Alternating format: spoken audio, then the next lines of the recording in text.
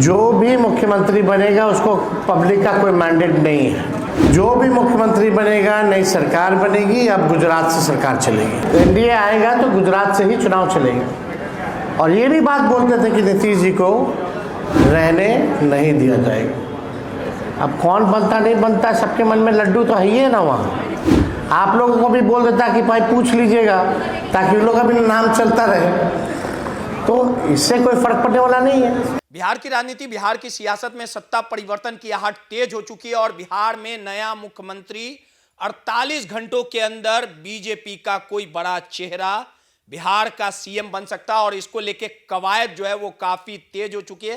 बिहार के मुख्यमंत्री नीतीश कुमार के आवास से लेके डिप्टी सीएम सम्राट चौधरी के आवास पर जेडीयू से लेके बीजेपी के नेताओं के आने जाने का सिलसिला बदस्तूर जारी है।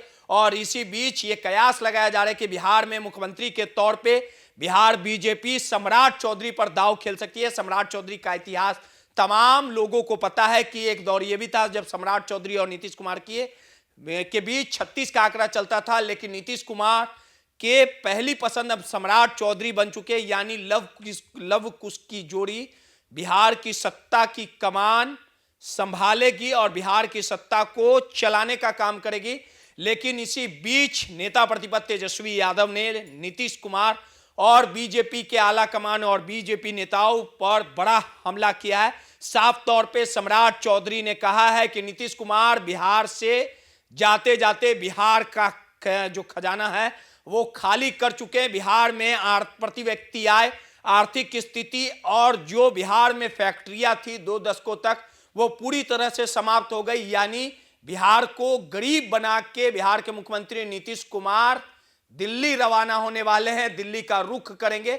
साथ ही तेजस्वी यादव ने बिहार बीजेपी के नेताओं पर भी हमला बोला और कहा कि बिहार के बीजेपी के नेताओं के हर एक लोगों के मन में लड्डू फूट रहा है कि बिहार का मुख्यमंत्री मैं बनूं। वहीं उन्होंने मोदी शाह की जोड़ी पर भी निशाना साधा और साफ तौर पे कहा कि अब बिहार की कमान 2 गुजरातियों के हवाले रहेगी, यानी गुजरात से अब बिहार की सरकार चलेगी और सारे फैसले गुजरात से लिए जाएंगे। किस प्रकार से तेजस्वी यादव ने हमला बोला है प्रेस वार्ता करके, पहले आपको तेजस्वी यादव के बयानों को सुनवाते हैं। चर्चा अब चलने लगी है कि राबड़ी जी के बाद अब बिहार में भाजपा महिला मुख्यमंत्री बनाएगी और इस पर जो है मंथन जारी है। चर्चा है तो चर्चा चलने दीजिए। आप भी अभी चर्चा करते रहिए भैया। फैसला तो लेना है एनडीए को, और एनडीए में और किसी को नहीं, मात्र केवल 2 व्यक्ति को। और हमने पूर्व में भी कहा जो भी मुख्यमंत्री बनेगा उसको पब्लिक का कोई मैंडेट नहीं है। जो भी मुख्यमंत्री बनेगा, नई सरकार बनेगी, अब गुजरात से सरकार चलेगी। और ये बात चुनाव में भी हम लोग बोलते थे कि भाई एनडीए आएगा तो गुजरात से ही चुनाव चलेगा। और ये भी बात बोलते थे कि नीतीश जी को रहने नहीं दिया जाएगा। अब कौन बनता नहीं बनता, सबके मन में लड्डू तो है ही है ना। वहाँ सब अपना अपना चलवा रहा है। आप लोगों को भी बोल देता कि भाई पूछ लीजिएगा, ताकि उन लोग का भी नाम चलता रहे, तो इससे कोई फर्क पड़ने वाला नहीं है। बात ये है, नीतीश जी सुन लीजिए, नीतीश जी जाते जाते बिहार का खजाना खत्म कर गया। एक मिनट सुन लो, एक मिनट। जाते जाते बिहार का खजाना खत्म।